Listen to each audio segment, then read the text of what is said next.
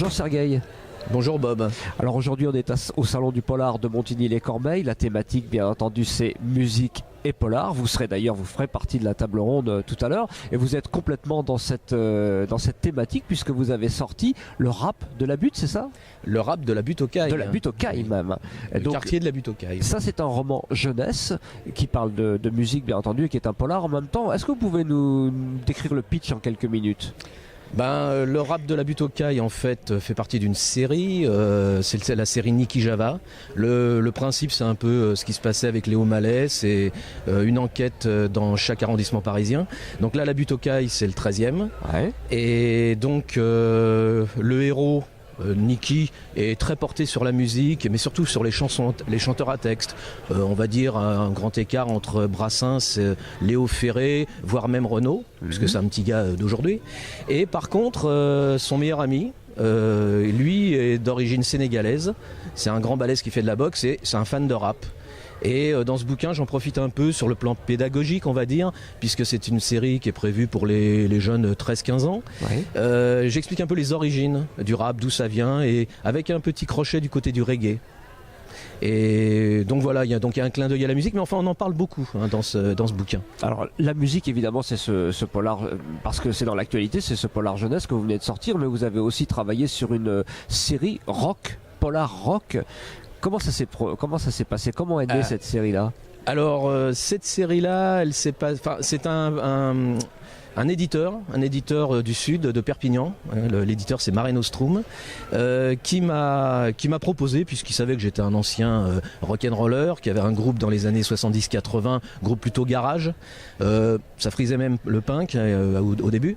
J'avais fait 2,45 tours à l'époque, donc en tant que musicien, puis aussi en tant qu'auteur de romans noirs, il m'a dit écoute, je lui ai parlé de ce projet, je lui ai dit ça serait pas mal de demander à certains auteurs de polar qui aiment la musique mais plutôt le rock de participer à cette collection. Ça serait des courts romans, des novellas plutôt, 100 pages quoi, et que chacun développe un peu le courant musical propre au rock, la famille rock qui les intéresse le plus. Et je pensais bien sûr, j'avais quelques auteurs dans ma tête.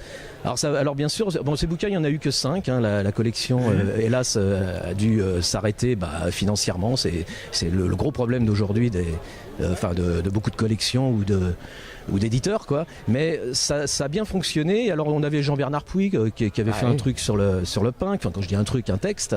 Il y avait Thierry Criffaut qui avait fait sur le garage, le courant garage des années 60, voire Charles-Élie Couture, période où il était bien rock. Et donc voilà, l'idée c'est une histoire entre un éditeur et un auteur et un fan de rock. Oui, parce que est-ce qu'il y a du polar sans musique pour vous? Est-ce que vous pouvez le concevoir? Moi personnellement, j'écris en musique. J'ai toujours écrit en musique et souvent une musique assez rude. Je veux dire par là que j'ai écrit par exemple un de mes romans quasiment avec tout le répertoire des Ramones. Pour qui connaît les Ramones, c'est voilà, il y en a pour eux ça serait insupportable. Mais moi j'avais besoin de cette énergie. C'est-à-dire que vous l'écoutiez au moment où vous écriviez. Ah tout à fait. Comme je ne comprends pas l'anglais, ça me pose aucun problème. J'écoute moi la mélodie, le rythme, le son. Alors on n'est pas obligé non plus de mettre ça à fond la Comment est-ce caisse. que vous estimez que ça passe à travers l'écriture cette musique-là? Parce que moi j'écris un peu comme dans ce que je suis dans la vie, c'est-à-dire que c'est une écriture nerveuse, rythmée.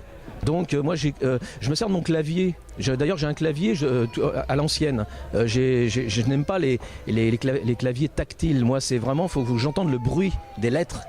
D'ailleurs souvent ma compagne me dit mais tu peux pas taper moins fort parce qu'on m'entend quoi. Ah oui, moi c'est comme un piano. Ouais, moi je martèle. Je martèle. C'est comme un clavier de piano. Et en fait j'ai besoin de ce bruit.